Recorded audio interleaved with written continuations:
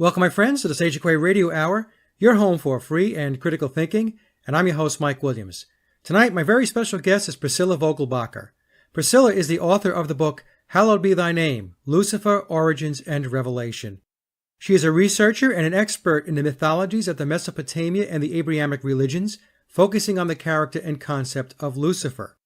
In today's discussion, Priscilla will take us through the Sumerian story of Enki and Enlil, to help us understand who's the true God of human enlightenment. Is it Yahweh or is it Lucifer?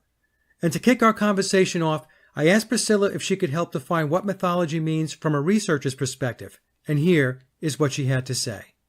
Mythology is a lot more complex than people like to give it credit for. And to fully understand things accurately, you have to go to the details. You have to look up the meanings of certain words to get the correct meaning of it. A lot of people approach this subject, not just mythology as a whole, but specifically the Genesis story and the Abrahamic deities with a lot of bias, a lot of prejudice. You know, popular religion likes to keep each other segregated. But if you want to understand the mythology of it, you can't take that approach. If you just look to the Bible or just look to the Quran or whatever text you use, you're not going to get the real story. You're just going to get one version of the story. But each version is a piece of a larger aggregate.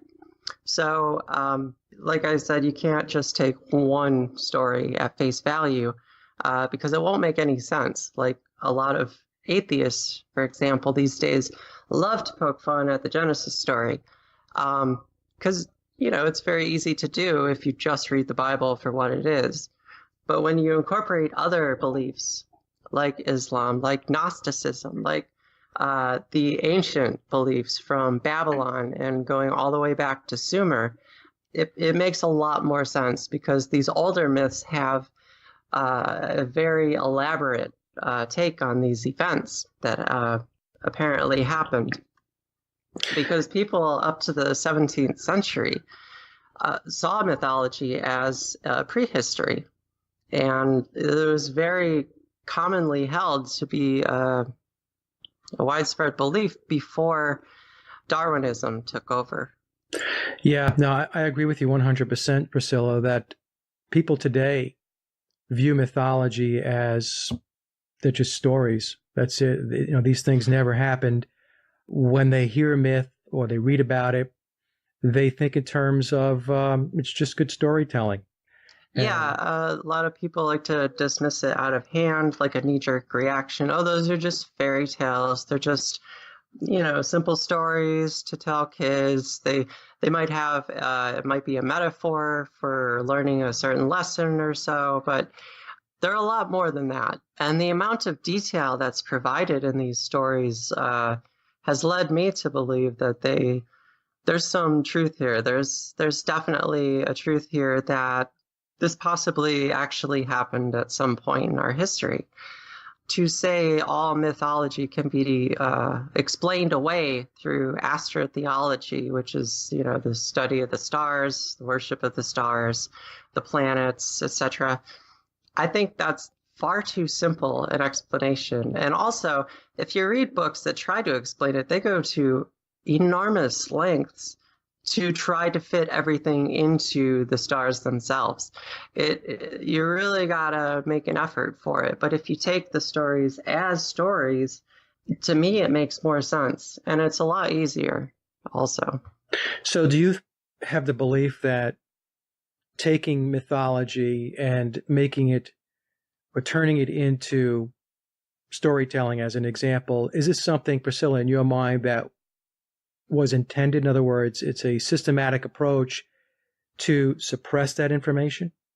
Well, maybe, but then the question is who's doing the suppressing and why, and that's a whole other topic. But, Carl Jung, the world-renowned psychologist, he said that primitive men did not invent myths, they experienced them, which goes back to this concept of mythology being a record of prehistory. That's not a concept I deal with at length in this first book, but It is something I'm going to expand on more in the second book that I'm working on. Why do you think they would want to suppress mythology? What if there were people suppressing it? Let me phrase it that way. Why would they do that? I could only speculate. I Yeah. don't know the answer to that, but through my research, I think it's about disguising who the gods are or were, whether or not they're still alive, where they are, who knows. But it's also to keep people segregated and to keep strife going on Earth, to keep people divided, because that creates enduring conflict. And when people are divided, they don't rise up against the oppressors. So that's a really great tool to keep people in line or out of the business of those in charge, the elites, the governments, etc. So it sounds like it would be an effort to suppress the true understanding of human origins. Yeah, definitely. I mean, I would agree with you on that, that I think there's a lot of suppression of not just mythology, but history in general in order to keep people off balance and to keep them away from the truth. And so I think that's what we're faced with. So maybe what we can do, Priscilla, if you'd like, as I mentioned to you before we got started, that I'm going to give you the floor here to talk about whatever it is you'd like to talk about. So on the list that you sent me in the email of the topics for today's call, some of it, we'll get to most of it, I guess. And if we don't, we will have you come back and do a part 3. Where would you like to start? Well, we started with some of the story in the last show, didn't we? Yes. Okay, where did we end there? Where did we get cut off? I remember the last part of the show, we were talking, we got into Lucifer being Jesus, Jesus being Lucifer. I recall that. Yeah. And I said that I was going to raise a couple of eyebrows. Yeah, we could go over that really briefly for anybody who's saying, wait a minute. Yeah, the most glaring proof of that is at the end of the book of Revelation 22:16. Jesus says that he is the morning star. And if you read Isaiah, it says that Lucifer is the son of the morning, the Hela ben Shahar in Hebrew. And so if they're both the morning star, that means they are the same entity. That's the most basic explanation I can give. And then that gets into the planet Venus, but Venus is a goddess. So is Lucifer a goddess? And I say yes. And section 2 is all about this in my book, making these connections between goddesses and gods and who they are and what the concepts are. And I call the great goddess Lucifera, which is the feminine Lucifer. But that can be a whole other show. But everything is explained in section 2 for anybody who cares to learn about that. Okay, so maybe before we get into this too, maybe we can explain a little bit more about why Lucifer isn't evil. Yeah, there's a lot of evidences, some of which are in the story itself. I call this book a thesis of mine to show that Lucifer is our creator, savior, and God. And in the story, he is our creator because he is equated with the Sumerian god Enki, who in the Babylonian and Sumerian myths is the creator of humanity. And we have to go back to Sumeria for most of the answers, because that's the original story. And that's, if you ever play the game telephone as a kid in class, the teacher will whisper in the first kid's ear something, and it'll go around the room. And by the last kid, the message will be completely different from the first. And the same happened with the spread of myth and legend from Sumer throughout the Middle East to Greece to the Norselands to India, etc. In all these directions, these mythologies became something else over time. And to the point where when you get to Greek mythology, you're imagining these deities who look just like humans, who are, Zeus is some old man with a flowing beard who throws lightning bolts at people from the clouds. And that's pretty much been the general concept, the popular concept of what God is supposed to look like in mass media, in popular thought. But it's just ludicrous. There's no basis for that whatsoever. When you go back to the Sumerian myths, you find not only were they didn't look like that, they weren't even human. The gods were not a race of human beings. The study of the history of myth is called euhemerism. And that's named after this guy Euhemeros, who in the 4th century BC was a mythographer in the court of the king Cassander of Macedon. And he's the one credited for bringing mythology into a historic perspective, hence the term. But what I've done is taken the descriptions of the biblical and extra-biblical descriptions of the gods, what they look like, because by trade, I am a traditional artist. I draw a lot. I have painted. So I'm interested in visuals and not only getting the story correct, but, what did everything look like? How is the atmosphere, the characters, the settings, etc.? So I took all these descriptions and came to the conclusion that they were a race of demonic dragon beings. And by dragons, I don't mean literal dragons like we see in movies and shows like Game of Thrones and such.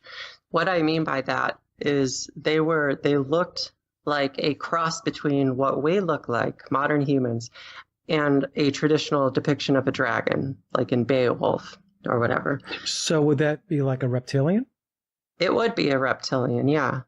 And I call them demonic because they have demonic attributes, physical attributes that are attributed to demons in monotheism, like horns, wings, membranous wings. Not all of them had these things. Their skin was bright. They were albino, but they had a bluish, greenish hue to them. But not all of them were. They didn't look all the same. It's like human beings. You and I look different. We sound different because we're different people. It's the same thing. They were a race unto themselves. And they had, it seems that they had a primitive style, what we would consider primitive style of hierarchy. The strong were on top, the intelligent were on top, but you had to have a combination of these two. And like I said, the ones with the horns, the ones with the wings, they were usually the ones in the major pantheon. I call it the major pantheon. It's the Council of 12 that everybody knows about. And the minor pantheon, as I call it, is pretty much all the other gods, the lesser gods, the lower deities. And the lower ones didn't necessarily have wings. But in the Haggadah text, the Jewish mythological text, it does specify that Lucifer had 12 wings instead of 6 like all the others. So that's a very visually obvious form of status. Now, Priscilla, you mentioned demons, and there were going to be folks, because of the traditional training, I'll call it, of religion, demons are going to be perceived as evil. So when you talk about demonic in the context in which you just explained it, is it evil? Yes and no. They have, as a race unto themselves, they do have emotions, and they can be good or evil. They have the capacity to do that within themselves, just like we do. It's no different. So through their actions, we decide whether somebody is good or evil. Because I can tell you that I'm the best person on earth, and you might believe that, but if I go and kill somebody in cold blood, are you going to believe it then? Probably not, So like the gospel says, a tree is judged by its fruits. The same is applied to the gods, not just us. People are going to say, oh, it's just evil. So what you're saying is, no, it's not. It depends on who that person or that being is. Right. And listeners need to do away with the notion that there are such things as angels and demons in the traditional sense. These are just terms to distinguish between factions of good and evil in concept, but it's really just two opposing views, two opposing sides. For example, Yahweh with his League of Angels and Satan with his army of demons, right? That's the traditional depiction that people get in their heads. What this is actually just different terms. Like if there was a war between China and Russia, who could say who's good and who's evil? It's a matter of perspective, right? Demons and angels are just terms. What about Yahweh, though? You just pause for a second now. Yeah. Yahweh, Jehovah, the same? Yeah, Yahweh, Jehovah, and Allah are the same deity. And Satan, Iblis, and Lucifer are the same deity. Now, Luciferians and Satanists love to go on about how Lucifer and Satan are different. And esoterically, I can agree with that. They are different. But if you're looking at the narrative, you have to make sense of this. And if you're going to say they're different deities, then you're going to make it a lot harder on yourself than it needs to be. So you have to make these connections. I have heard that, where there is a distinction between Satan and Lucifer. So what you're saying is, in reality, there's not? No, I'm saying esoterically there is a difference, but exoterically there is not. Okay. Yeah. So what's the difference esoterically? Esoteric is hidden meanings. We see this in everything, like modern and 20th century interpretation of myth. It basically depreciates myth into metaphors and euphemisms. These are esoteric explanations. In Freemasonry, the rituals and ceremonies use deities and mythological motifs to incorporate into their rituals. And this is an esoteric interpretation of things. Whether it suits their needs or not is a different matter. But an exoteric is more literal. It's a more literal, pragmatic interpretation of it. It's taking it more at face value. At the same time, extinguishing all the nonsense, the superstitions, because you have to recognize these things. Mythology and religious texts it's intertwined with all the precepts and divine laws and allegories and everything else in these books. So to know what is a myth and what is a divine teaching, you have to be attuned to being able to distinguish between these things and not confuse the two and not equate the two either. Now, going back to Yahweh, Jehovah, in the Gnostic teachings, Yahweh, Jehovah would be the demiurge? Yeah, the demiurge is a world creator, is different from the euhemerus deities. If we're going to say they were a race, like I do for the narratives, then the concept of the demiurge is something quite different from that. You and I don't have the capacity to create a planet. We ourselves cannot do this. And it's the same with the gods. The concept of the demiurge is different. And it's different because this gets into the end of all that is, was, and ever will be.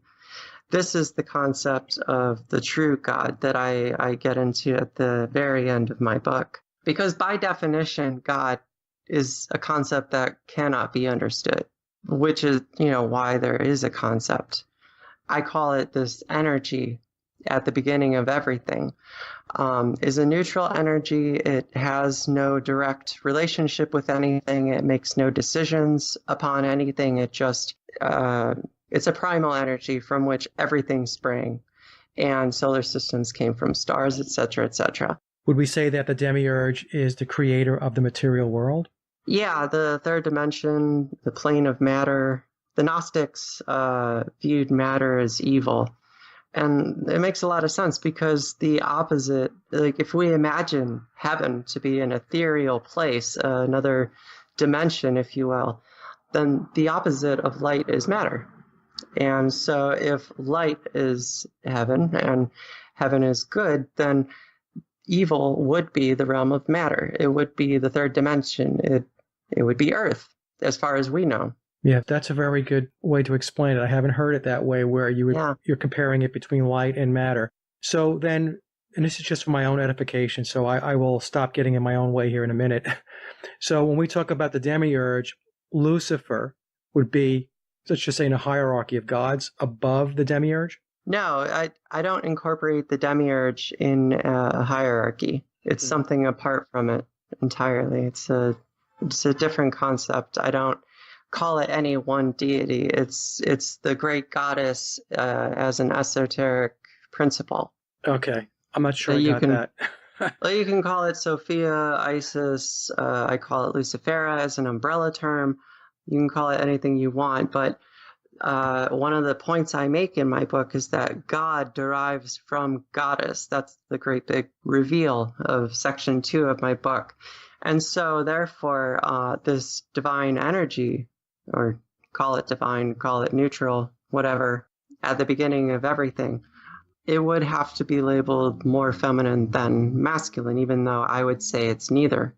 It's genderless in essence. But, if you have to give it a gender, it's more female because the female is the one that gives birth to things. Okay, so Sophia is not the demiurge, right? Is that what you're saying? Right.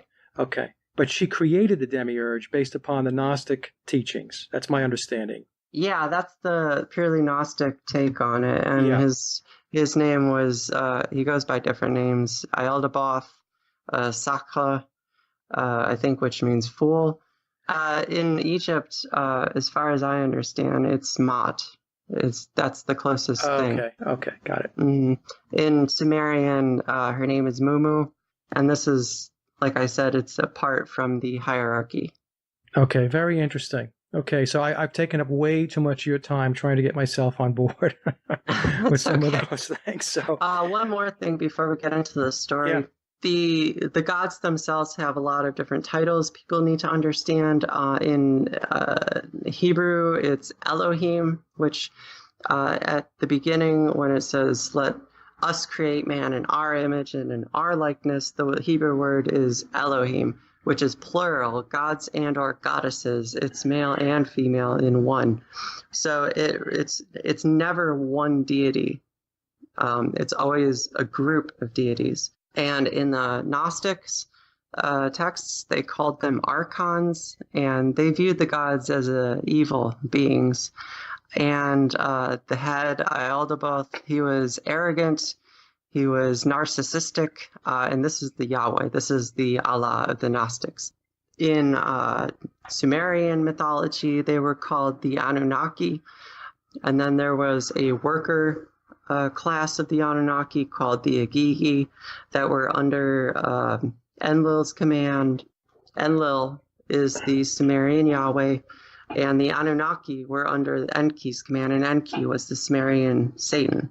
So, like I said, the distinguishing and identifying deities is something that I spent a great deal of time on, and is the entirety of section 2 of my book. But it's necessary to understand so that you understand who these deities are, so that the story in section 3 makes sense.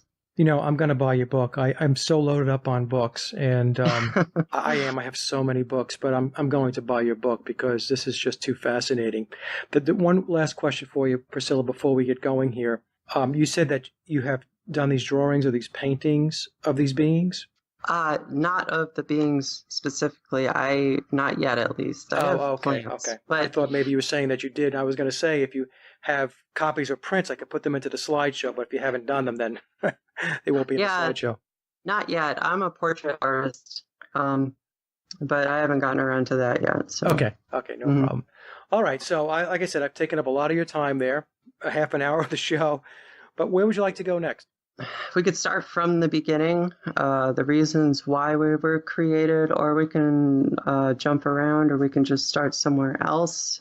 One of the things you had here, which I thought was very interesting, was the concept of the Golden Age. Is that a good place to start, or no? Yeah, sure. Okay. The Golden Age is this idea that people have of a time that was filled with affluence, technological affluence, perhaps moral superiority, Life was great. You didn't have to work or toil for anything. Everything was provided. Everything was free. Some people believe it's this time where money didn't exist. There's a lot of different takes on what it was or what it could have been. I use the examples given by Hesiod and Ovid. What they say when you look at them is they provide 5 different races of humans. And the Golden Age was the first race, and then the Silver, the Bronze. One of them has a heroic age, which was more like demigods, and then in a race of Iron. And we are the race of Iron, the last one.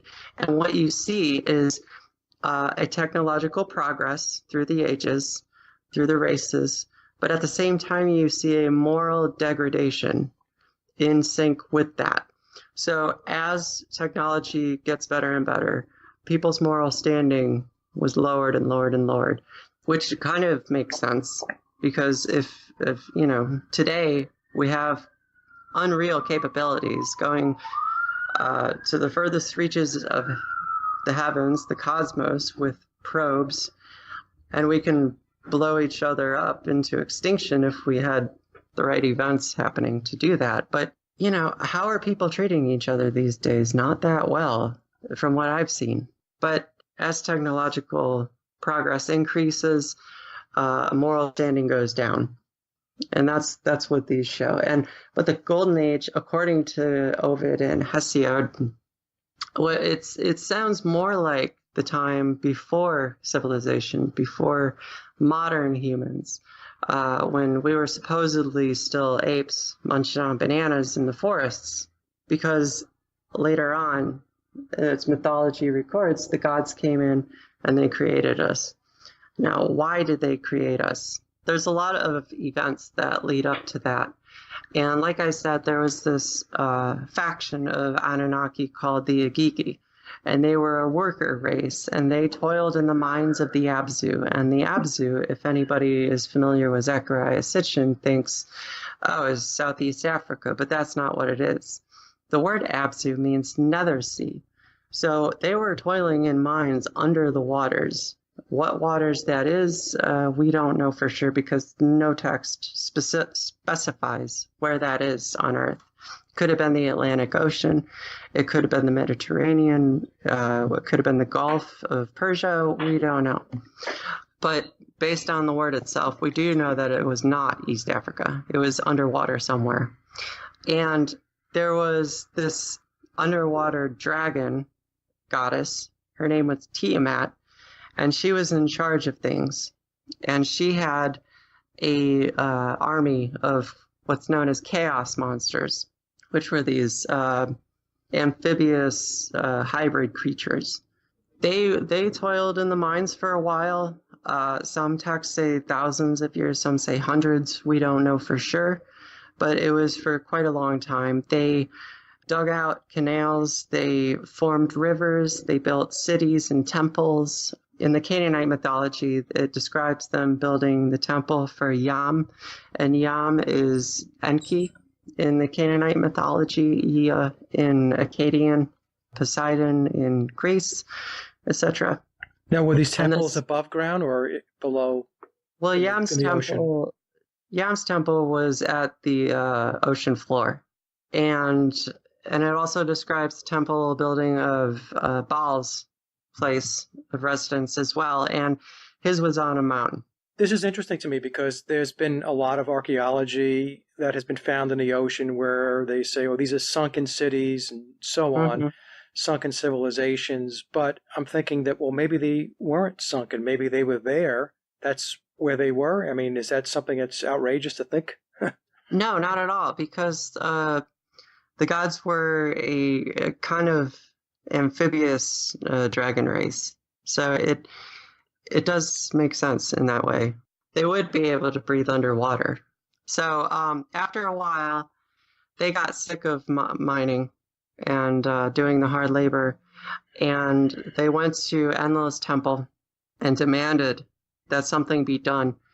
And that's why we were created. And there was a fight between Tiamat, because she was gearing up to use her army, and Marduk was appointed. And Marduk was Enki's firstborn son. And he was the hero. And he took his bow and quiver and his mace and battled Tiamat one-on-one combat, and he won. And then they used Enki and this womb goddess, Bela Ili, who's also known as Ninersag or Anat, depending on the mythology you read. He and her, those two, decided to create us, and they took the body of the guy who started the rebellion, and his name was, again, depending on the mythology or the text, the Atrahasis text called him We'ila, or Geshtu'i. The Babylonian Enuma Elish called him Kingu, or in Sumerian Kingugu, and his name means unskilled laborer, which is probably a slanderous way of calling him a rebellious slave. And they took him, they killed him, made an example of him, used his blood, or DNA rather, and spliced it with this creature who was already here, which was our descendant, ancestor. Okay, so let me just make sure I summarize a little bit here, Priscilla, so I can get my own head wrapped around it. So Tiamat and Marduk had this battle. Yes. Marduk was the offspring of Enlil? Enki. Of Enki. Okay, of Enki. Yes. So this would be the good god, right? Yes, Enki is the more benevolent of the two. Right, and Enlil would be would be Yahweh. Right. So Marduk wins this battle, beats Tiamat, right? Yes. Okay.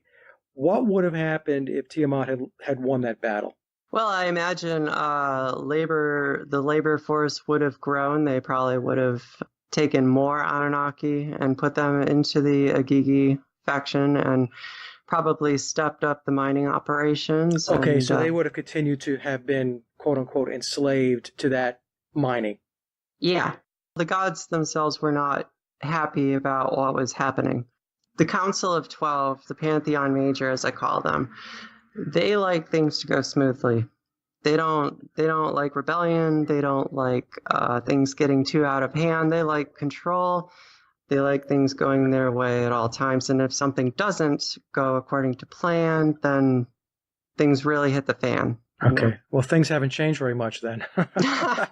No. Yeah, well, Enlil was shaken by this. He was in tears over what was happening because he was in disbelief. And, Enki says, well, there is this creature that exists, and we can take this creature and change him using the DNA of this other slain person and create this worker to relieve the Agigi of their toil. Okay, so then he's going to say, well, we're going to create, in essence, a subspecies. Right. To be able to take on this work. Okay. Right. And in the creation of Adam, there's some textual evidences to explicitly state that he and Eve were a mammalian saurian hybrid originally, which goes back to the gods being a reptilian race, an amphibious reptilian race. So they did this, and there was a lot of trial and error. One person couldn't stop shaking, their ribs were twisted, another person was blind, another had deformities, there was retardation, somebody had no bladder control, another experiment had a closed throat, couldn't breathe, another was completely crippled, and on it goes. There was a lot of trial and error. Now, where did you get this information from? Because that's a lot of detail about their mistakes. Yeah, it's a Sumerian text called The Birth of Man. Okay. And it details this specifically. And after all these trial and errors, they finally came up with a race, and the Mayans knew of them as the race of wood. And I determined that the word wood is a code word for severe jaundice. Their skin was so brittle that it resembled wood. And but they didn't last because they were in such misery they couldn't, as the text say, recognize the gods. They didn't praise them, but really they couldn't function as normal people, so they were destroyed. But the Mayan Popol Vuh says that they were destroyed by a flood of resin, And you have to say, if these events took place in the Middle East, and this is where geographically I placed this, just to make it easier to understand, then how would a flood of resin happen in that area? And you have to go all the way back to the last supervolcano, the last caldera explosion, which was Mount Toba in Indonesia, between 67.5 to 77,000 years ago. So this is the time period in which I placed this to explain these details. Now, we could talk about Atlantis later. I don't get into it too much in my first book, but if, let's say, it took place on Atlantis or Lemuria, things would be a lot different, and then you'd have to explain it in those terms too, which is something that I would like to get into in a second book. But assuming that it took place in the Middle East, I'd have to go back to Mount Toba to explain that. So around 70,000 years ago, give or take. And once the race of wood was destroyed, there was a little more experimentation, but then the first prototype, Adam, was created. And he was perfect. He was too perfect, actually, because he was able to understand like the gods. He could see far distances, and it was just too good of a success. And some of the angels wanted him dead because of it. And they tried to kill him by burning him, but it didn't work. And Enki put him under again and basically dumbed him down using neurosurgery. And then once he was dumbed down, he was placed in the garden, and the Garden of Eden was an enclosed structure, and I believe it was domed, a domed, enclosed garden of the gods, if you will. And there's a few things that I can point out right now to indicate that it was a domed structure. There's, in Genesis, when Yahweh was giving his condemnation, it says, it shall yield you brambles and thistles, and with sweat on your brow shall you eat your bread. That's saying you have to work for what you need now. And one of the lines says, you will grow weary and not rest, be afflicted with bitterness and not taste sweetness, be oppressed by heat and burdened by cold. You will toil much and not gain wealth, etc. So this line, be oppressed by heat and burdened by cold, this tells us that they didn't have to go through this in the garden, which means it was temperature controlled.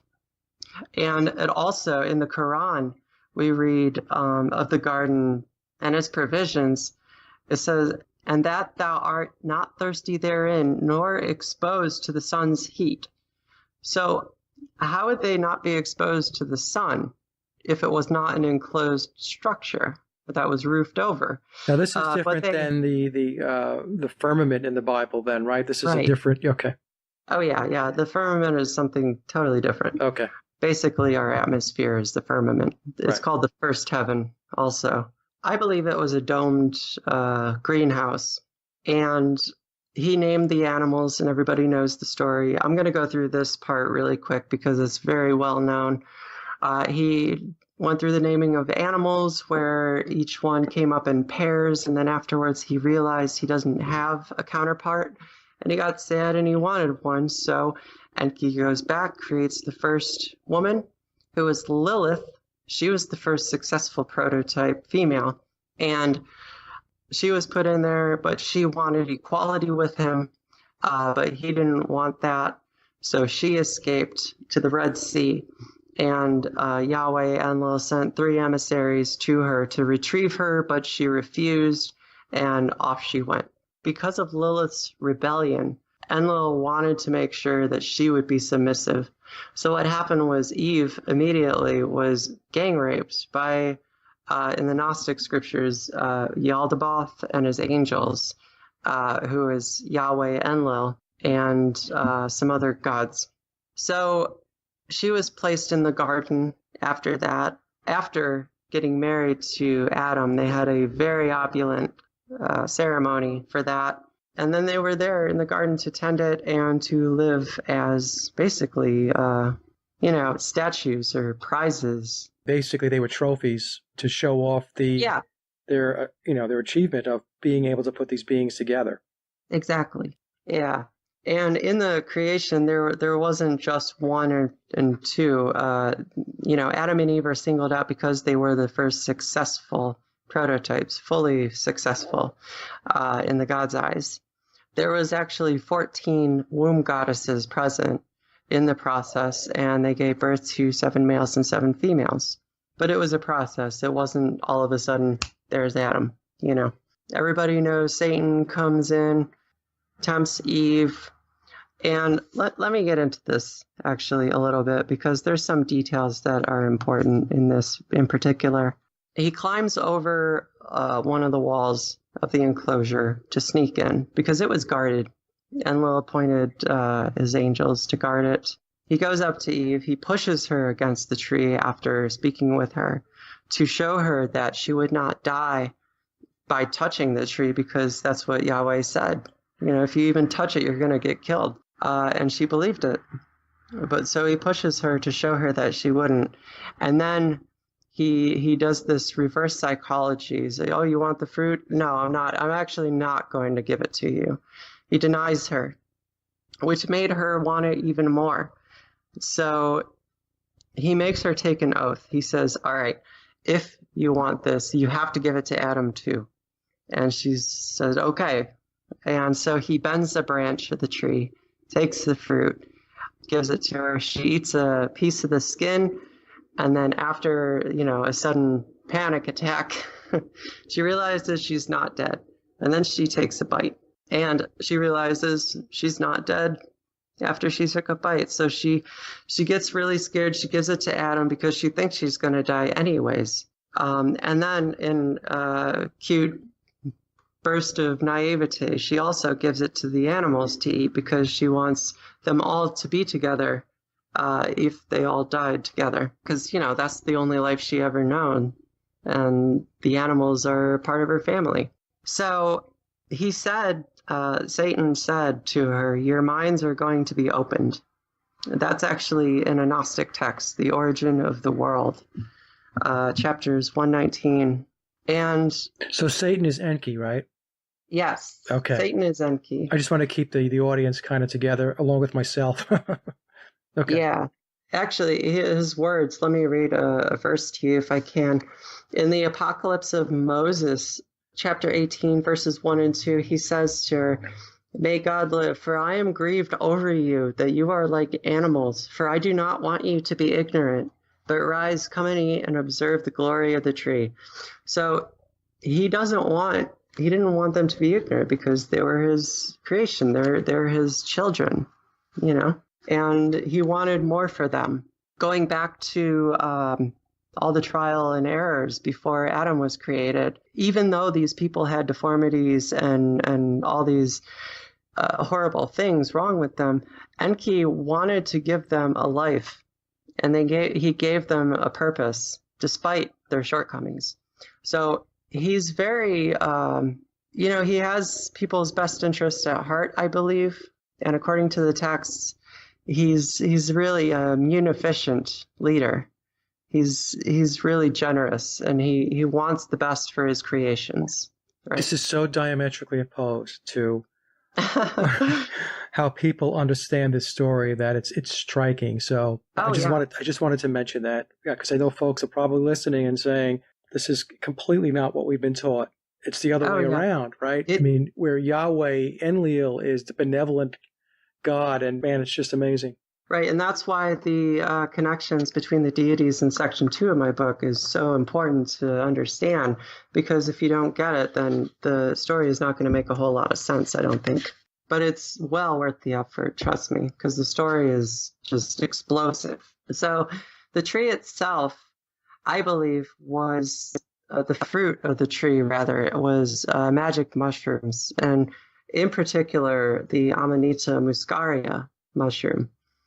And there's some verses, like I said, their minds opened. That was the origin of the world. You opened his mind was chapter 111 of that text. You'll become like gods. That's echoed in Jubilees. Your eyes will open. And what do people say when they've just been shocked into some revelation, right? Some truth that made so much sense, but like, oh, how could I have missed that? Like people say they're awake. Right? They say that's an eye-opener, right? Right, that's an eye-opener. Right. And it's the same thing.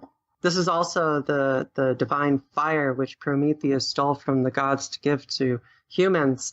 It's the same concept wrapped up in this myth. Fire, it was believed in mythology, fire is something considered stored up in trees.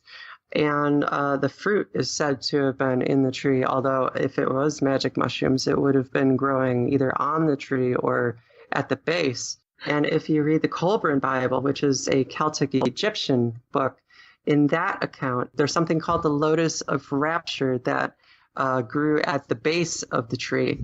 So it's the same thing in a different way of telling it. And so there's this Satan Prometheus being in this myth here, which is the same as Quetzalcoatl in the Paul Vu. His name in there is Tohil. And after he gave them fire, he says, quote, "Very well, certainly I am your God, so shall it be. I am your Lord, so let it be." So, he is the one that gave us knowledge. He is the one that freed us from a life of ignorance and thraldom. He is the reason, according to this myth, that we are we are the Homo sapiens, the wise man, the antiquated term Homo sapiens sapiens extra wise. That also gets into the concepts, the Hindu nirvana, the third eye chakra, the serpentine kundalini energy through meditation in the spine. Like Buddha meditated under a tree to reach nirvana. And it's the same principle at work here. Very interesting, Priscilla. I'm just amazed here. Even talking about the magic mushrooms, expanded consciousness. This is all stuff today that we're trying to re-explore, right? These are things today we're still trying to understand. Yeah, and this is, I think, a big reason why magic mushrooms are illegal in our society. They do expand the mind, and even though I don't state this in the book, there's been scientific evidence to show that magic mushrooms actually make your brain hyper-connected. So it does benefit you physically, not just psychologically. We still have Enlil or Yahweh's presence keeping us from expanding, keeping us from being what we really could be, right? Oh, yes, definitely. Adam refused to repent after that because Enlil came in and he says, if you would just repent, you can stay in here. But he refused. And so they got thrown out. A security system got put in place to keep them out, or to keep anybody else who wanted to get in out. And in the Colburn Bible, it describes the flaming sword, the cherubim and the flaming sword, as tongues of light with many flickering hues and flames that reach to the sky, like a prismacolor spectrum. It was really something to see. So Adam begs to be let in to get the fruit after a while, because things as they are, and human nature what it is. After you get over yourself, you realize your own mistakes, which is what happened to him. And he begs to be let in, and the angels, they don't let him in, and he wanted spices. He said, I don't even want the fruit. Just give me some spices at least. Which, here's something that's really interesting about this. They made a tent, mourned for a whole week, a whole 7 days without eating anything. This means whatever they were eating in the garden sustained them for that long, and even longer, because after the week, Eve was suicidal. She decided to wander around for food, and she did that for 9 days, or Adam did. Sorry. And then after that, Adam came up with the idea, well, we're not going to be forgiven, so I think we need to do something to do this. So he came up with the brilliant idea of standing in the Jordan River while Eve stood in the Tigris River. And they were to stand there for 40 days in order to show that they were regretted what they did. And on the 19th day, Satan comes to Eve, and he goes up to her and he coaxes her out of that because it was ridiculous, and carries her over to Adam, and Adam freaks out and says, "Why are you doing this? Why are you still following us?" And Satan sighs and says, all of my suffering is with you, and you just basically, they had no idea, because they didn't have any idea, and for some odd reason Satan did not tell them. We don't know why. That's left to speculation. Maybe it was maybe the council decided that he was not to tell them, or maybe we just don't know. Enki doesn't have the upper hand here. It sounds like Enlil, who's Yahweh, has the upper hand, and it's almost as if Enki, who is Satan, is kind of trying to navigate around his brother, right? Exactly. It is his brother, right? To try to see what he can do. But the distinct feeling I'm getting as you're telling this story is there's not parity between the two. Am I misinterpreting that? No, you got it pretty much on point there. Enlil was the head of the council. Enki was second in command. Yeah, it's good to be so king. Yeah. Even though he had power and influence, he had to go along with what his brother decided, no matter what, because that was their way of doing it. The head in command gets the final say, and Enlil Yahweh always had the final say. So yeah, exactly. He had to go around him and do things on his own without him knowing. So that's definitely what's going on here. I want to skip ahead to Cain, because this is important. Yeah. After a while, Eve was really suicidal. She figured, we're out here because of me, and Adam would be better off without me. So she leaves him and wanders, going west, crying. And after a while, Satan goes up to Eve, and they have sex, and she becomes pregnant with his child. And after a while, she gives birth to Cain. And Cain and Abel, the fable in Genesis of Yahweh favoring Abel over Cain, that has to do in part with this story here, because Cain was Satan's son. Who was Abel the son of? Abel was the son of Adam, but Yahweh favored Abel, as everybody knows. But this caused a split between the races.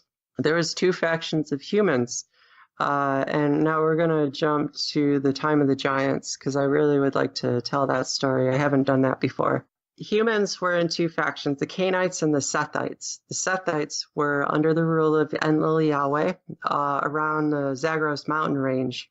And the Cainites were of the lineage of Cain, and they were situated in the land that became known as Canaan, which is now Israel. And they were under the rule of Enki, Satan. So there was these two, this big split, this division between the population. Everybody, when we talk about the giants, of course, everybody knows Genesis 6, the verse there. There were giants in those days, mighty men of renown, etc. And everybody loves to quote the book of Enoch also, and how the fallen angels came down and had sex with women and impregnated them, and it gave birth to the giants. That's not exactly how it happened. It's the basics, but a little more detail gives a little more insight on this. They wanted to go down because obviously they found the people attractive, but the reason that they wanted to go down was because Satan wanted to bestow technology upon his people. He wanted to give them an easier life, which he did. He and his angels actually did that. And that was one of the big problems that Yahweh had with him. But they actually asked permission from Yahweh first, the 200 Grigori, as they're called, which is a Greek word for watchers. And these watchers were the Anunnaki of the sky in early Babylonian myth. which was about a third of the Anunnaki at the time. So they asked permission from Enlil, and he said, yeah, fine. And Lucifer knew. He knew that it would all fall on him as soon as that happened. There's actually a verse. I don't have it with me right here, but it's in the book. Now you said Lucifer, and we're using that. It's the same as Satan? Yes. Okay, just want to make sure. Okay. And in the myth of the fallen angels and the giants, that being is split into two personalities, two aspects of Satan, known as Shemyaza and Azazel. And if you read it on its own, it does sound like two were working as one, which is because, like I just said, they are two aspects of the same deity. So I had to conflate the two, which is it was not difficult to do. They don't have major roles that were separate from each other. So it was just, it was very easy. And it makes sense because they are epithets for Satan. What's the role of the Watchers, Priscilla? You mentioned the Watchers because a lot of people talk about that. Yeah. Are they aligned with Yahweh Enlil, or? They were the Luciferians. They were the Anunnaki under Enki, Satan. They were not the Yigi. They were not Yahweh's angels.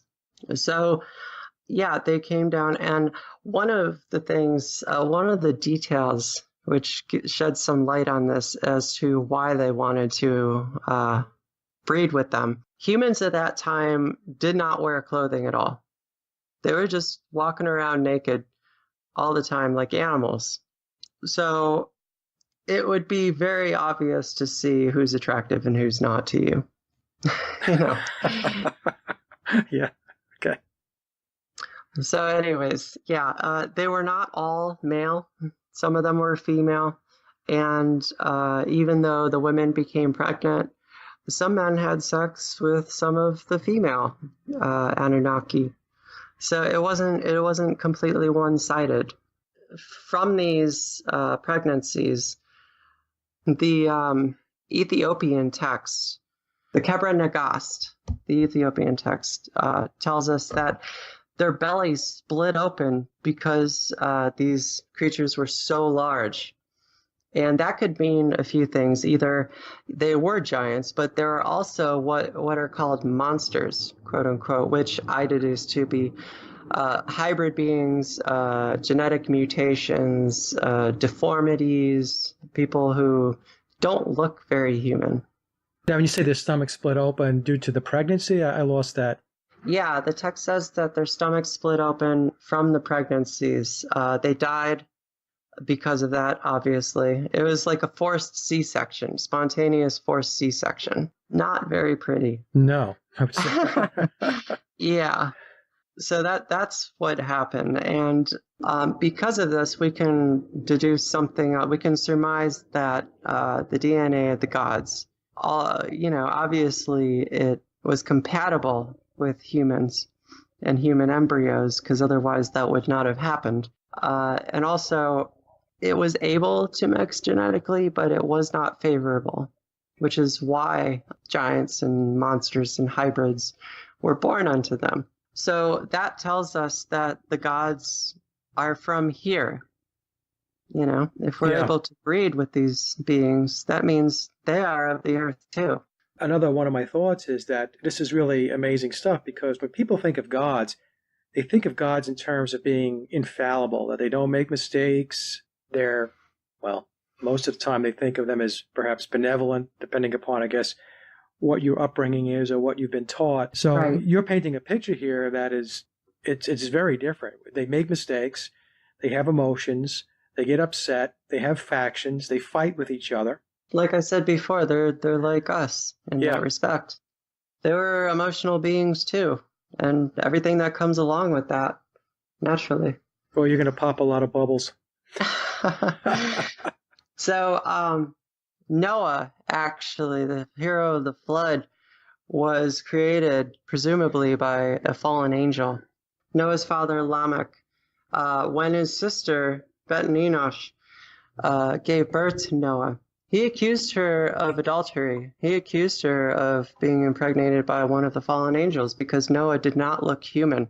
Or I'll read the verse. In the first book of Enoch, chapter 106, verses 1 to 2, it says, "And his body was white as snow and red as a rose, the hair of his head as white as wool, and the diadema beautiful." That's like the crown. "And as for his eyes, when he opened them, the whole house glowed like the sun. Rather, the whole house glowed even more exceedingly." And then later on in, I believe it's the book of Giants, it says, "Then I decided that the conception was at the hand of the watchers, that the seed had been planted by the holy ones," or the Nephilim. Now, here's one more for you, and then I'll move on. Another Lamech went to his father Methuselah, and he says to him, "I have begotten a strange son. He is not like a human being, but resembles the children of the angels of heaven, and his nature is different. He is not like us," and etc. So this is explicitly stating Noah is not human. He is like them, and which means they are not human. What about Moses when he came back from Mount Sinai? The story in the Bible is, didn't he illuminate also? He did. He was shining as he came down, wasn't he? Right. Yeah. That's interpreted traditionally as a halo, but I don't know. I haven't dissected that myth. It just came to mind when you were talking about Noah. I thought to myself, well, I know of another story in the Bible where you talk about illumination. One of the things that comes up over and over in the descriptions of the deities is that they were shining, but they were white. Like their skin was so white, it was albino, which is why I came to that conclusion. So when it said his skin shone like the sun, it was just really, really bright, Yeah. And the eyes shining also is another attribute, because the gods' description, their eyes were always glowing red like flames. So now at this time, right before he was born, Enlil Yahweh decided, look, I don't like what's going on here. I don't like that they're getting technology. I don't like that my brother is letting them live as they want. He's not killing people for being deformities. He's letting them live their lives, and I can't have this. So he actually plots that he has a countdown, 120 years until I extinguish them. So there was a plan right from the start. He said, actually, the first thing he wanted to do was bring a flood. That was his first thought. But, let's see where this goes first. So there was 120 years to go before the flood came. So he gave Enki, Satan, 120 years to basically get it the way Enlil or Yahweh wants it. Otherwise, I'm wiping it out. Exactly. So he's a good guy. Yeah. It's actually stated the 120 years in the Book of Giants and the Kabra Nagast. Okay. We have corresponding references there. So we have the Canaanites and the Sethites under different rule. And the Canaanites were living pleasurably, leisurely because of the technology. So Yahweh, Enlil, goes to Namtar, which is the god of plague, and he says, cut off the food supply, make the fields choke with salt, and let Adad, the storm god, withhold the rain. So that's what happened. The fields dried up. People didn't have a food supply. It didn't rain to give them a food supply. So they began to starve. And the starvation, there was a 6-year period, according to the Babylonians, in which things got worse and worse because of this. That was the first year. In the second year, people had a chronic itch. The storehouses of food and supplies were depleted. In the third year, people became malformed and discolored from starvation. In the fourth year, deformities started to show. By the fifth year, people were selling their children for whatever food they could get. But by the sixth year, they were eating their own kids. They were so desperate, they were cannibalizing each other. Wow. Yeah. You know what's So, interesting about this, Priscilla, is not to yeah. interrupt you again, but it's like they have like a corporate structure there. You know, you have Yahweh in the CEO's office, and he rings the intercom and he says, "Bring the plague god in." Okay, we have to get something done here. So it's very interesting that there's this organization. That's how it's coming across to me. There's this pecking order, this hierarchy.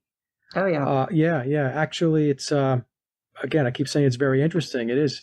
It's incredible. Okay, some of the gods didn't like it. Guess who? Enki. And so the Pantheon Major held a council about what was going on. And Enlil just says, "Hey, I want everybody destroyed. I want to bring a flood, and Enki is going to be the one that does it." And he makes the gods take an oath of secrecy for this plan. And Enki didn't want any of it. He said, "How dare you try to use my hand to destroy my beings, my creation?" And so, obviously he defies him in that way. So after the council, Enki goes to Noah, Atrahasis.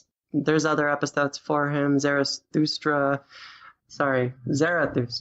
He goes to Atrahasis and he says, "Destroy your house and build a boat. Don't worry about riches. You need to do this right away." And he drew a design for him, like a blueprint. Says, here's how you do it.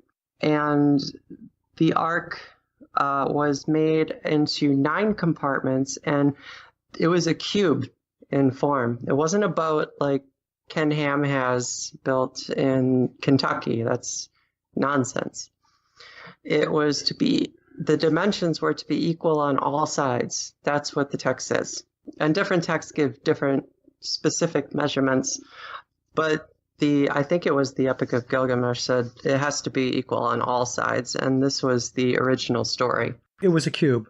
Yeah, it was a cube split into 9 sections, and there was actually a crystal suspended to give a light source, some kind of crystalline technology that we don't know about. Some people speculate that Atlantis used crystalline technology too.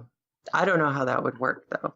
But you got to think, how did they see? Because if they burned a fire, getting tossed and turned around with, floodwaters throughout the whole world, you're not going to be able to sustain a fire in the ship. And also, if you do, what about the carbon monoxide? That would suffocate everybody and kill them. So it had to have been an artificial light source. So it was built, and there was a clock that Enki provided him so that he could keep track of the time he had left, because there was only 7 days to get this done, because they were really on a tight schedule. And after a few days of building, Adam and Eve's daughter Noria comes along and says, "I want a place on this boat. I know what you're doing." And he says, "No, I can't do that for you." And so she sets it on fire and burns it down. So he had to, so he had to start over, and he only had a few days left. And he warns the elders of the village, and people come to help. And he has this giant crowd of people there. Some are helping, some are wanting a place on the boat, etc. Some are just causing trouble during this time. And Noah had to have a cover story because he couldn't say, well, everybody's going to get destroyed, because then everybody would want a place on the boat. Yeah. So his cover story, which was told to him by Enki, was that he was building a boat to go visit Enki, to go to him, because Enlil didn't want him on the surface anymore. And remember, Enki lived in his temple at the bottom of the ocean somewhere. Like I said, there was only a few days left, and he couldn't do it all on his own, even with the help of some people. So what happened was Enki hid the construction project in a quote-unquote bright cloud. And now cloud is one of the code words for an aerial craft. along with others like Chariot and what else? Cloud Chariot. Baal was set to ride on clouds. He was a cloud rider. There was Yahweh descended in a pillar of cloud. His tabernacle or tent of meeting was kind of described like that. So these are flying vehicles. Yeah, this was a flying vehicle. Okay. So that's where the construction was revamped, and angels, quote unquote, helped. Anunnaki helped build it to make it go faster, of course.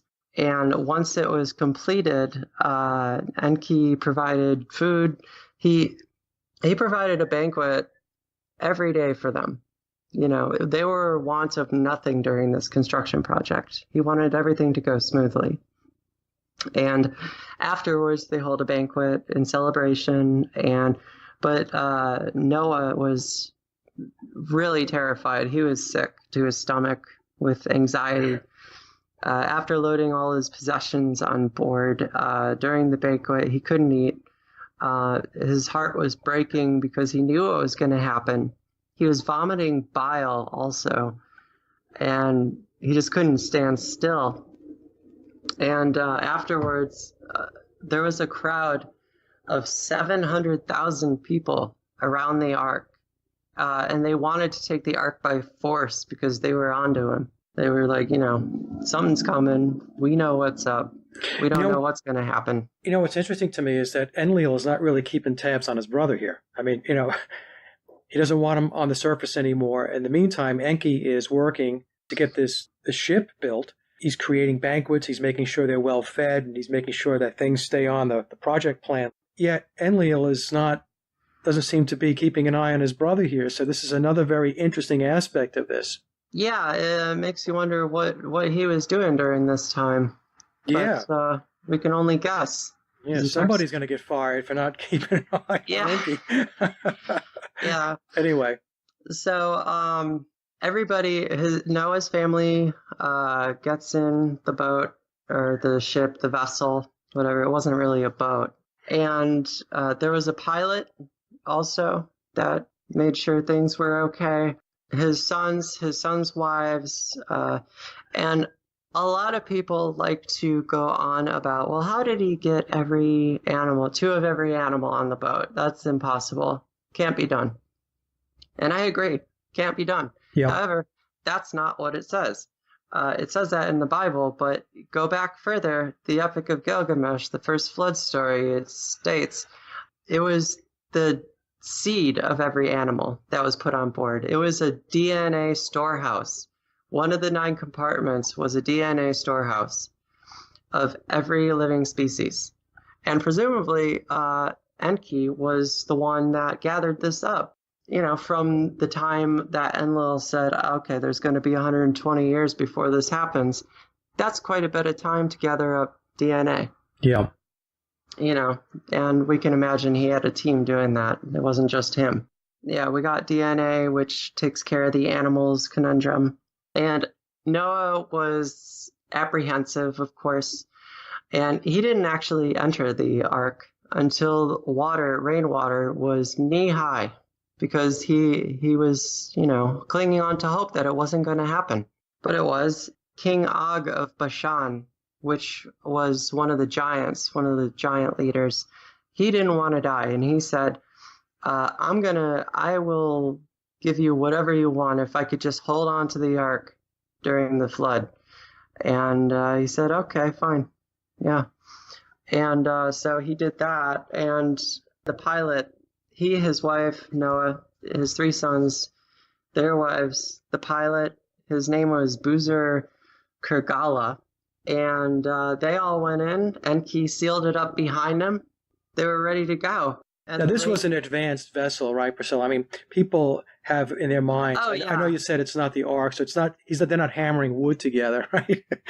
So This is a very advanced vehicle we're talking about. Let's think about this for a second. If it was a vessel of wood and pitch, that could get destroyed pretty easily with trees and boulders floating around, waves. Flying. Yeah, the waves. If anybody's seen the movie The Day After Tomorrow, you have an idea of what happened, because that depicts a global superstorm, and that's actually pretty similar to what the texts say. It was a global flood. It was fueled by hurricane winds, rainwater, and just a lot of upheaval for a long time. It lasted a whole year.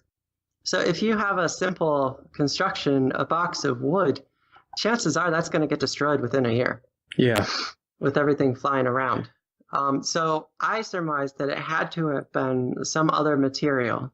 Very advanced, yeah. Yeah.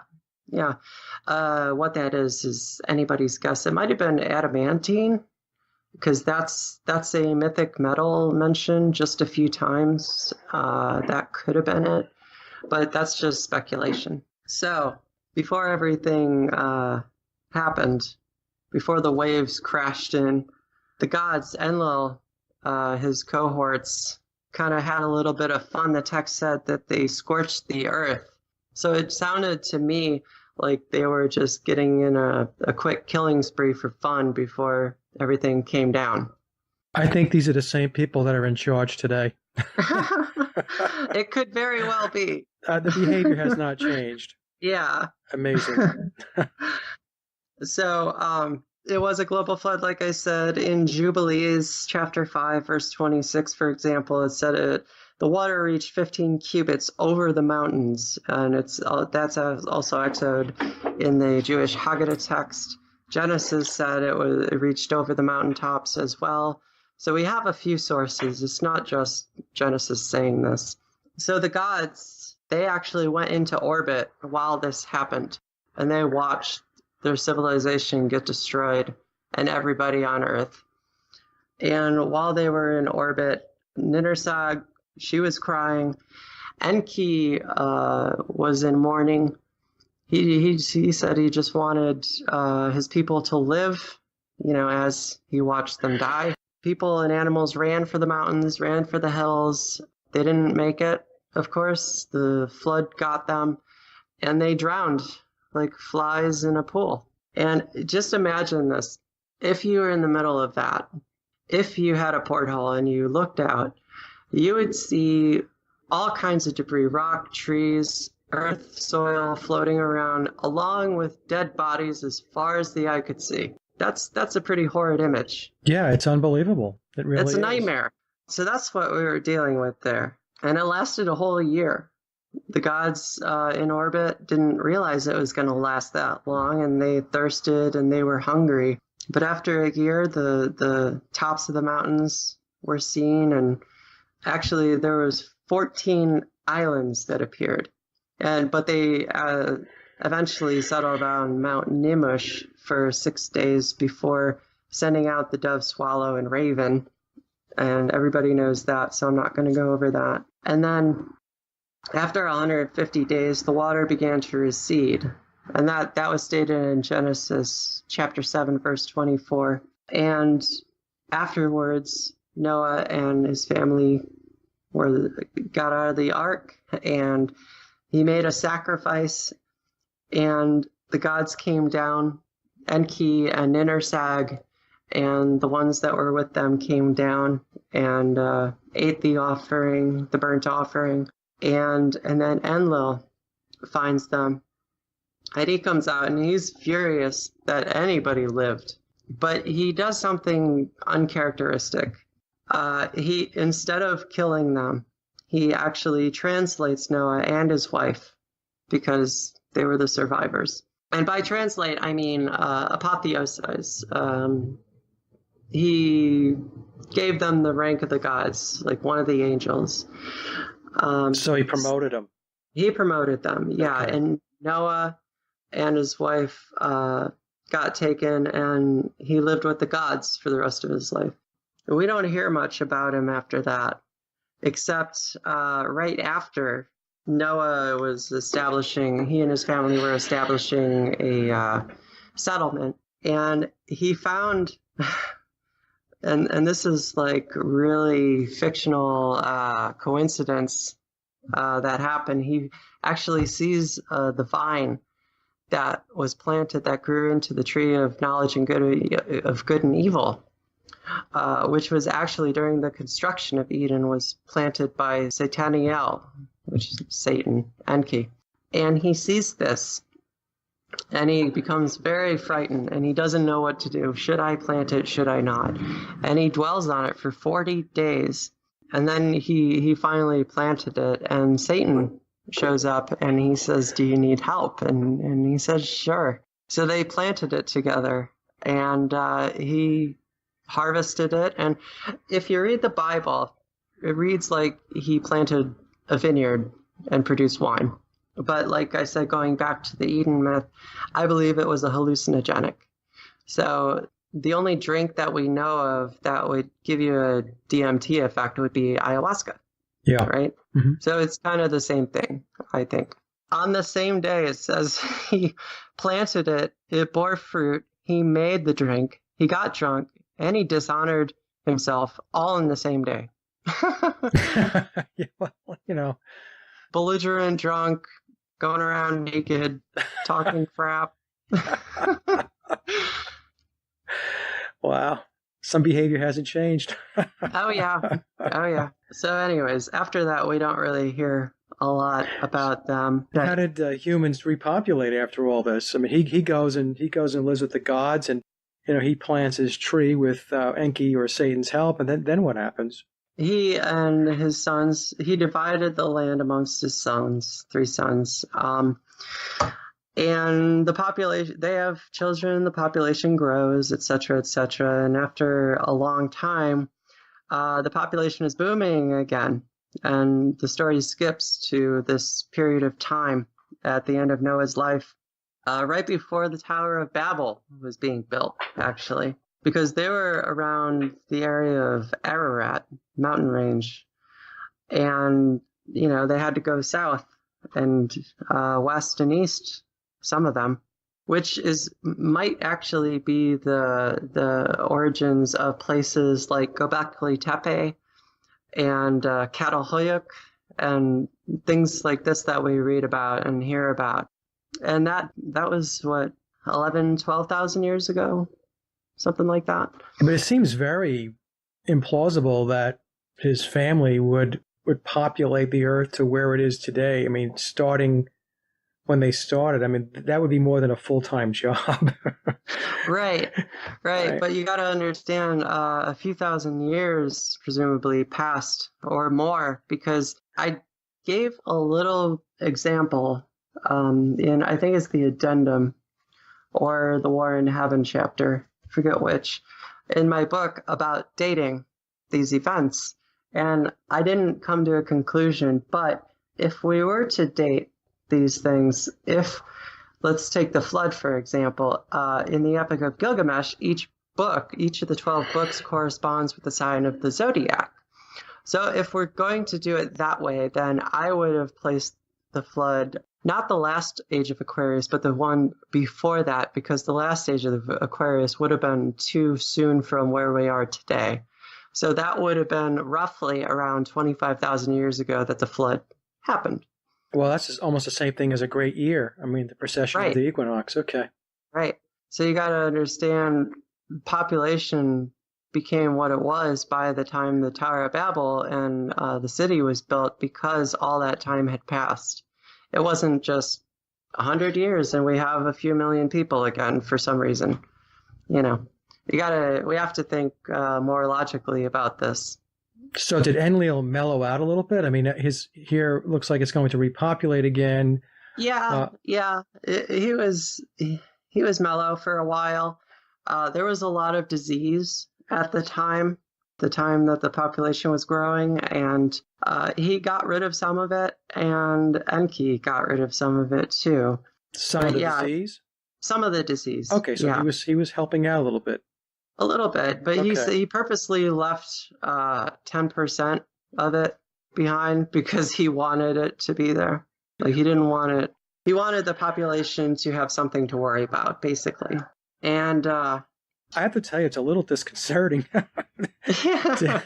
To hear this, it is. I know I'm laughing, but I'm kind of laughing in disbelief. It's a little disconcerting to to know that there's a God that he really despises. I mean, how else do I say this? He despises humanity. Oh yeah, he definitely does. He wasn't really.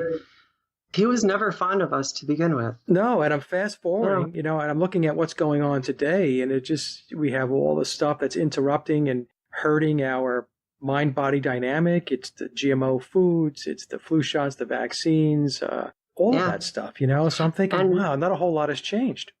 And if one of the purposes of my book, subsequently of writing it, is, if enough people read it, and this is like a long shot, I know, but if enough people read it, presumably they would come to understand that, as the adage goes, actions speak louder than words. And if we apply these actions that the gods had during this time of these myths, what would happen if the world stopped worshiping this despot and this autocrat and started worshiping the God that wanted us, that wanted to save us, that wanted to help us? What would the world be like? If things manifested through spiritual energy being directed in a certain way, wouldn't the world improve? Yeah, but first you'd have to get people away from their indoctrination. Yeah, that's the tricky part. That's a huge, huge problem. I mean, it's a problem of biblical proportions to get people to understand that the God that they have been worshiping and praying to and going to church to worship every Sunday is the wrong guy. Yeah. I mean, right now there's people listening to this, Priscilla, and you and I mean, they would chase us down the streets with torches and pitchforks. So, just for having this discussion, just for trying to kind of, reveal this to a certain degree. Tall order. It is. My book is $29.99, and anybody who has that kind of money to spare can know for themselves, Yeah. Yeah, no, well, you're giving it the old college try, so I tip my hat to you. So do you want to move on to the Tower of Babel? Yeah, let's move on to the Tower of Babel. And like I said, we have about maybe 15, 20 minutes, and then we can do a part 3, but keep going. I'm going to get through this quick. So at this point, this is where the god Aesculapius comes into the scene.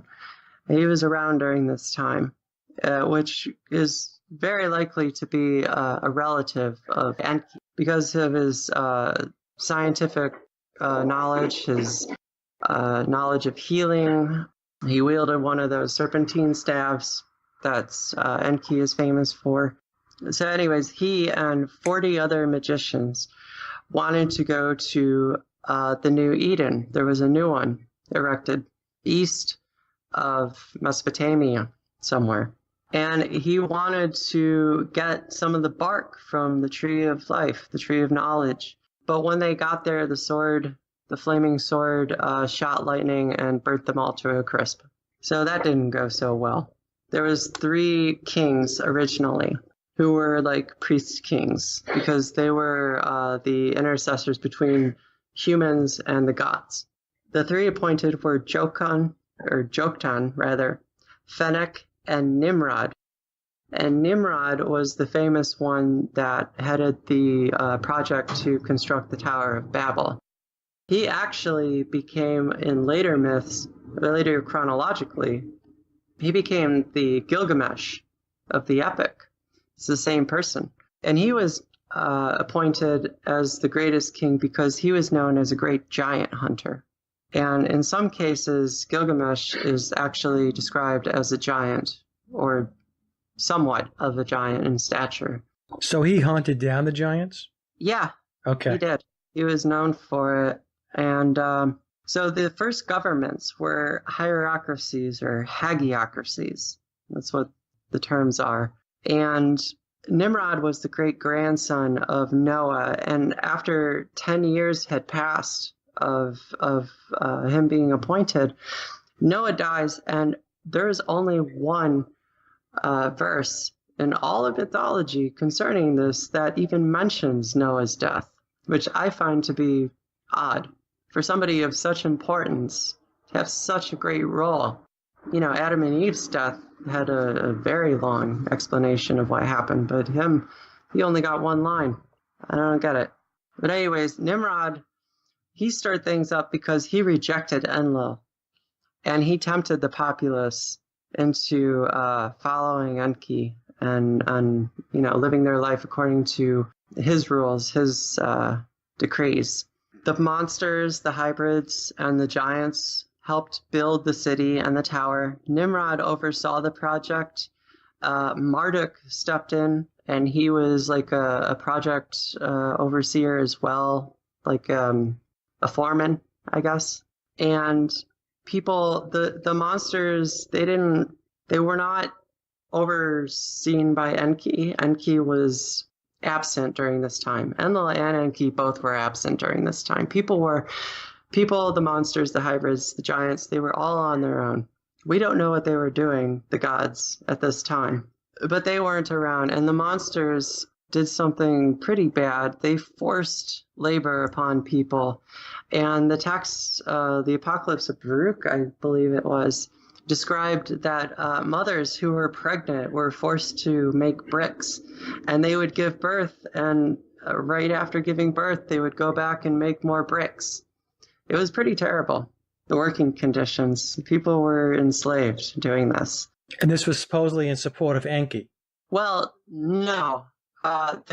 Nimrod wanted to build a tower to reach the gods, and also the hybrids, they wanted to peer into heaven. They wanted to know what it looked like. Okay, because I thought you said before that Nimrod had aligned himself with Enki. Did I misunderstand that?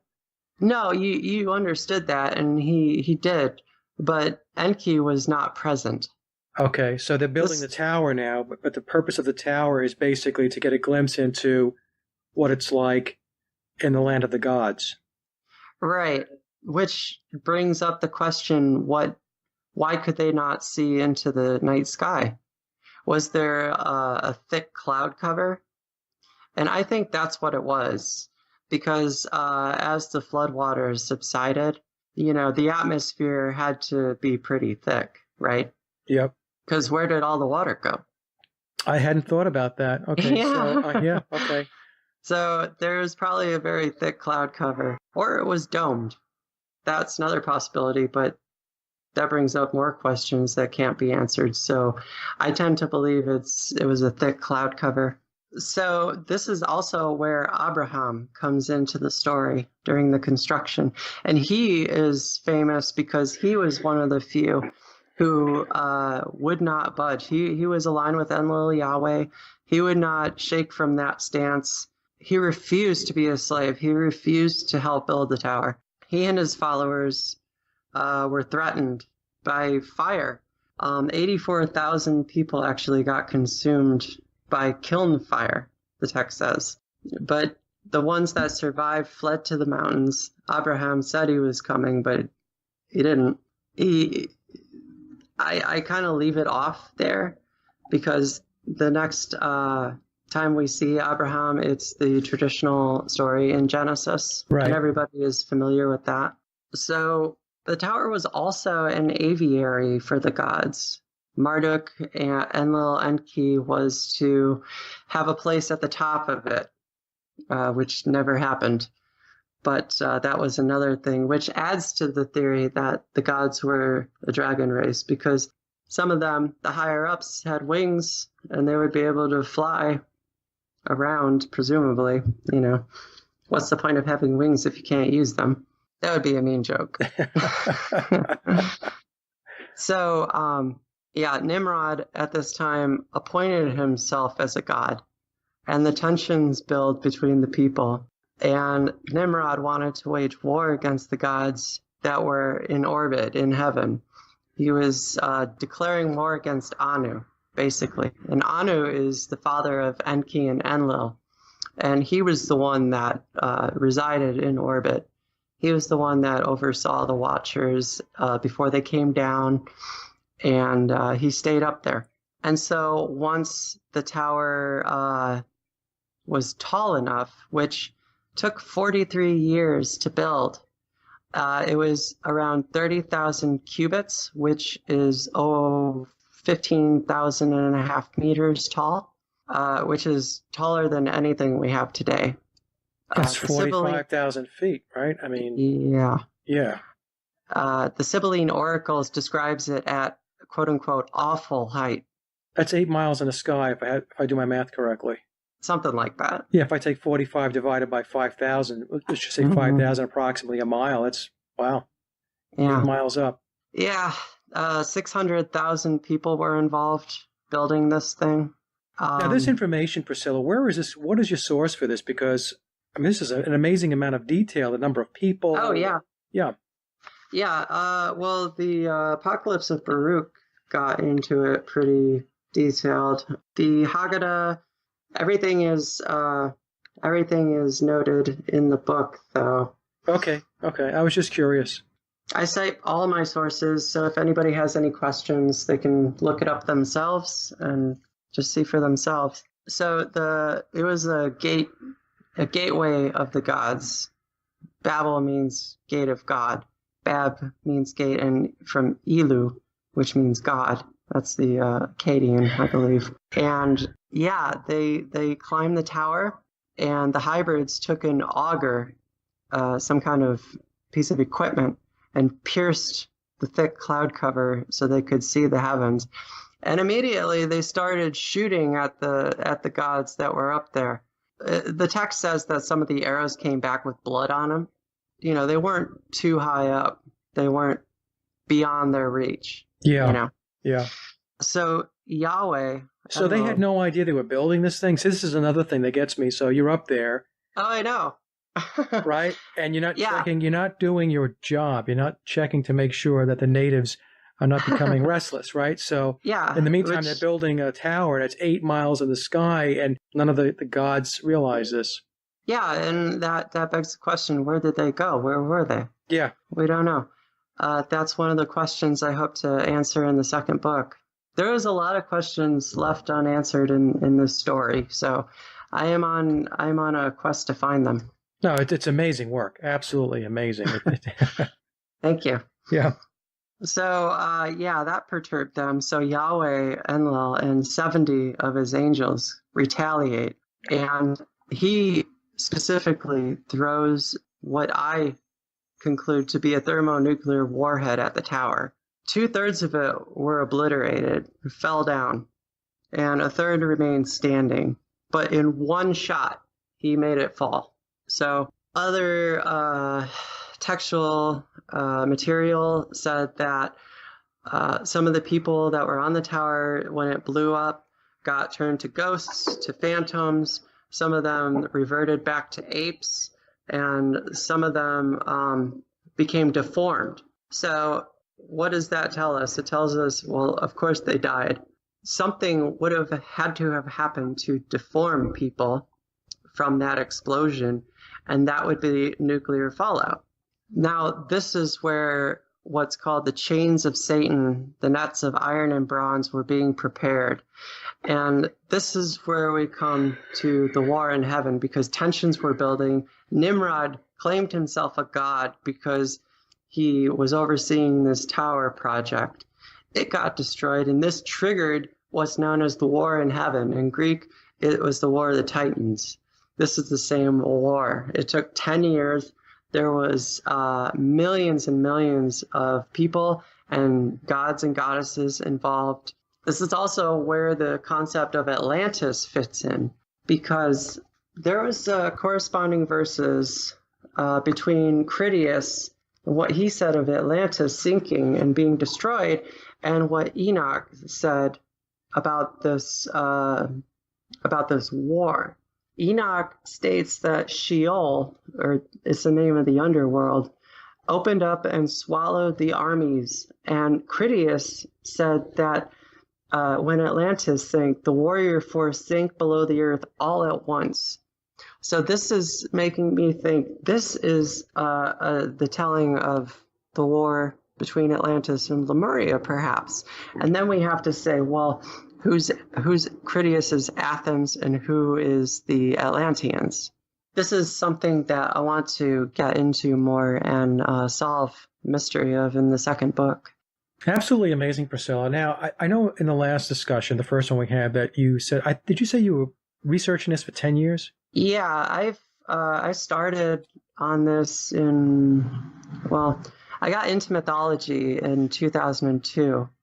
And after years of reading books and trying to make sense of things, I came to the conclusion that Lucifer is a good guy. All the evidence seems to point in that direction. That was the whole purpose behind this book that I wrote. I just wanted to prove that he was the good God. The further in I got, the further in I realized the subject of Lucifer encompasses more than himself. It encompasses everything. Yeah. And the book became what it is today. I tip my hat to you because the material for you to learn all this, the material that you had to research and read and plow through, that's a lot of very dense material. I mean, you have to have a lot of patience. You have to be very, very persistent to stay with it. So obviously it's an area that you love. Otherwise, you would not have pursued it the way you did. Oh, yeah, of course. I spent the better part of my 20s reading books rather than going out to parties. Yeah. Yeah, I just turned 34. I had my birthday on the 12th of this month, so I'm fairly young as far as, people in this field doing this kind of research goes. Have you ever bumped into others that have done this research that want to debate you on what you have written or your positions, or you haven't had that?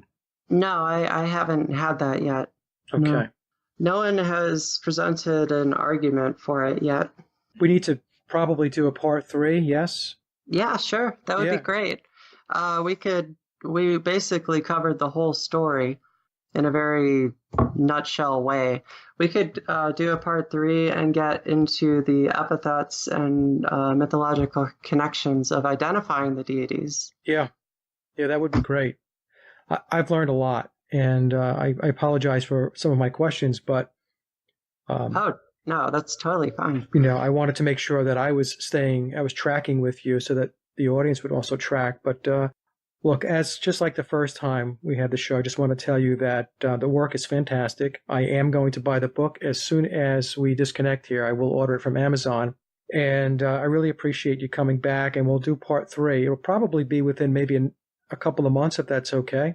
Yeah, that sounds good. Give it a little time, get this show out, get it to get some traction, and then we'll follow up maybe in January or February or so. That sounds good. Okay. I would like that. All right. Well, Priscilla, it's a pleasure, and thank you so much for connecting again, and we will talk soon. Thank you for having me on. I really enjoyed it. You're very, very welcome. Bye-bye, Priscilla. All right. Take care. And that concludes another Sage of Quay interview, and I hope you enjoyed the discussion as much as I did. Links to my guests' websites and social media are listed in the show notes below.